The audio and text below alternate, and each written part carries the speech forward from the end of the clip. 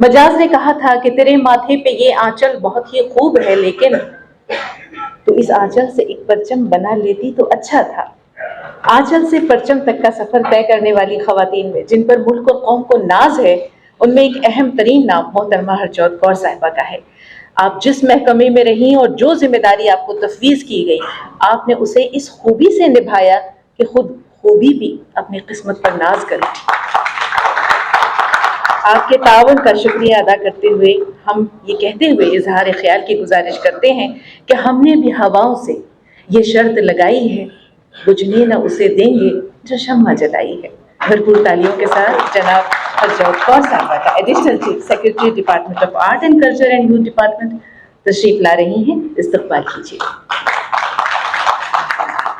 मंच पर उपस्थित बिहार म्यूजियम के महानिदेशक श्री अंजनी कुमार सिंह जी, यहाँ पर उपस्थित अपर मुख्य सचिव सहकारिता विभाग श्री दीपक कुमार सिंह जी, यहाँ पर उपस्थित मंच पर श्रीमती प्रोफेसर सुनीता राय, पटना लिटरेरी फेस्टिवल की जो पेट्रन भी हैं, यहाँ पर उपस्थित कला एवं संस्कृति विभाग के निदेशक श्रीमती रूबी जी, यहाँ पर उपस्थित एडवांटेज रूबरू और पटना लिटरेरी फेस्टिवल के मेन आदमी मैं तो कहूँगी, क्योंकि सबसे ज़्यादा लीड वही लेते हैं, खुर्शीद अहमद साहब, और यहाँ पर आए सभी जिसको कहते हैं भाइयों और बहनों, आप सभी का इस मंच से मैं स्वागत करती हूँ।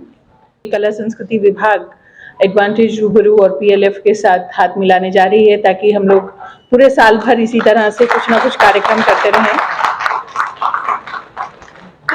और आप सबसे भी मैं यही अनुरोध करूँगी कि अगर आप लोग भी चाहते हैं कि कुछ बड़े नाम यहाँ पर आएँ या आपको किसी को सुनने की बहुत इच्छा है, तो ज़रूर हम लोगों को बताइएगा, ताकि हम लोग वैसे और लोगों को भी यहाँ पर आमंत्रित कर सकें और उनको अपनी जिसको कहते हैं बिहारी हॉस्पिटैलिटी से नवाज सकें, ताकि वो भी जाने कि बिहारियों के दिल कितने बड़े होते हैं और हम लोग दिलों के दरवाजे खोलते हैं जब कोई आता है। तो यही कोशिश है। और जैसा अभी सर पूछ रहे थे कि हरजोत तुम्हें उर्दू समझ में आती है, तो मैं तो ठहरी पंजाबी और उर्दू जो है मौसीरी बहनें हैं, तो बचपन से उर्दू सुनती आई हूँ, तो उर्दू समझ में अच्छे से आती है। और वो ज़माने अब तकरीबन चले गए जब आप बेंतबाजी सुनते थे और आदमी को बड़ी खुशी होती थी। दूसरी तरफ हम लोग दोहों का भी सुनते थे कि वो भी होता था। वो ज़माने ही आज चले गए हैं। शेर व शायरी बहुत कम सुनने को मिलती है, बहुत कम हम लोगों को अच्छे शायरों को, कवियों को सुनने का मौका मिलता है। तो एक कोशिश ये भी रहेगी कि हम लोग अच्छे कवियों को, अच्छे शायरों को ज़रूर ऐसे मंच पे लाएं ताकि आप भी सुन सकें, हम भी सुन सकें।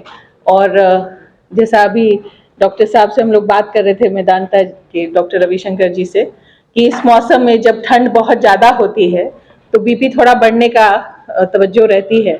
तो हमेशा कहा जाता है कि बीपी की दवा लीजिए और अपना ख्याल रखिए, लेकिन उससे ज़्यादा ज़रूरी है कि ऐसी महफिलों में आइए, थोड़ा हंसिए, थोड़ा उसका मज़ा लीजिए। तो मुझे पूरा यकीन है कि हम सबका ब्लड प्रेशर अच्छा रहेगा और भगवान की दया से, अल्लाह की फजल से हम लोग सब अच्छी उम्र जिएंगे और खुश जिएंगे। तो चलिए इसी को कहते हुए मैं अपनी बात को रखती हूँ और आप सबका तहे दिल से यहाँ पे खैर मकदम मेरी तरफ से भी। और मैं यही चाहूँगी कि आज के जो हम लोगों के दोनों शायर हैं, हम लोग उनको ज़्यादा तवज्जो दें। उन सुनने तो हम लोग उन्हीं को आए हैं, हम लोग तो यहीं बिहार के हैं। आपको जब सुनना हो हम फिर आके बदलेंगे, कोई बड़ी बात नहीं है। बहुत बहुत शुक्रिया, थैंक यू।